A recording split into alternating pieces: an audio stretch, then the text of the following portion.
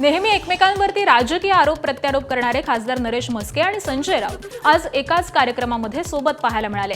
शिवसेनेचे खासदार नरेश म्हस्के यांच्या मुलाच्या लग्नामध्ये ठाकरेंच्या शिवसेनेचे खासदार संजय राऊतांनी उपस्थिती लावली।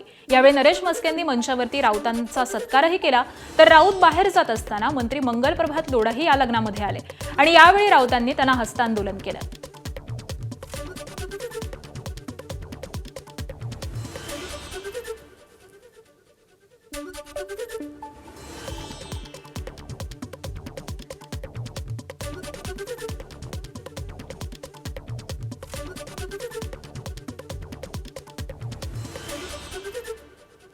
तर नरेश म्हस्के यांच्या मुलाचा लग्न सोहळा हा पार पडलेला आहे आणि त्यावेळी या लग्न सोहळ्यासाठी खासदार संजय राऊत यांनी उपस्थिती दर्शवलेली होती। सोबतच इतरही महत्त्वाचे राजकीय नेते देखील आलेले होते आणि नेहमीच आरोप प्रत्यारोप करणारे हे दोन नेते खासदार नरेश म्हस्के आणि खासदार संजय राऊत हे यावेळी एकत्र पाहायला मिळाले।